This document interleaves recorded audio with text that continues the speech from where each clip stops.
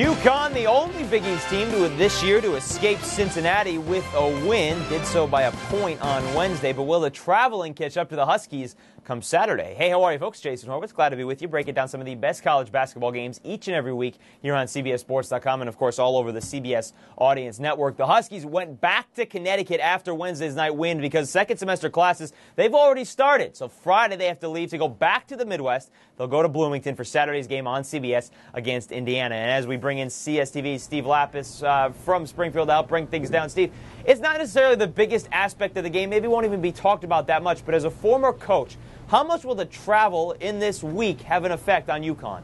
Well, I don't think it's going to have a big effect, and I'll tell you why. First of all, they're charter planes, so they're an hour-and-a-half rides. I mean, if you're on a bus for an hour and a half, what's the difference? It's not like they have to go through security, get there 2 hours early, and do all the things that normal travelers have to do. So I really don't think it's going to have a big effect, and that's why you charter. That's one of the rationales is we got to get back to class. That's why we spend the money to do that. And they'll be back in class on Thursday and Friday, and then on to Bloomington. As for the matchup itself, it's a rematch of last year, which took place at the Hartford Civic Center. UConn lost at home by 4. They had problems with DJ White inside. They had problems with Roderick Wilmot outside. Wilmot not there this year. He was a senior last year, but they've replaced him very nicely with freshman Eric Gordon. Is UConn going to have the same problems with that 1-2 punch?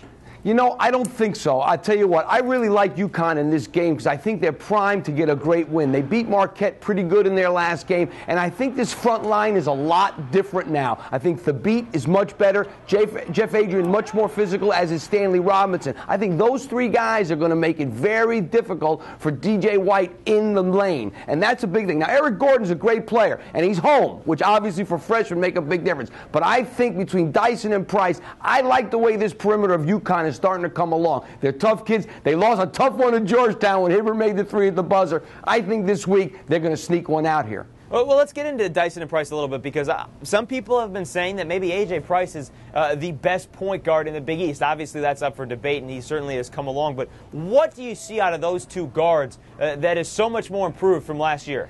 Well, one thing they do is they make better decisions than they made last year. I think one thing about UConn last year, they turned the ball over a lot. And both guys are, even though Dyson has been struggling a little bit lately, both guys are much better shooters. I mean, it's taken A.J. Price a couple of years really to fall into his role. And I think one of the things about this game that's going to help him, I think it's going to be an up-and-down game. Indiana wants to push the ball. They want to run. They want to get balls up on the glass because they're a great rebounding team. So I think that kind of plays into UConn's favor, that the tempo of this game is going to be more up and down rather than a half-court situation, and I think that helps UConn. You talk about Indiana being a great rebounding team. Earlier in the season, they went to Minnesota, had 26 turnovers, but still beat the Golden Gophers because they out-rebounded Minnesota on the glass by, I believe, it was 18 rebounds. So, yeah, certainly a big aspect to this game. But they're not going to be able to do that with the inside. You talked about Adrian. You talked about the beat.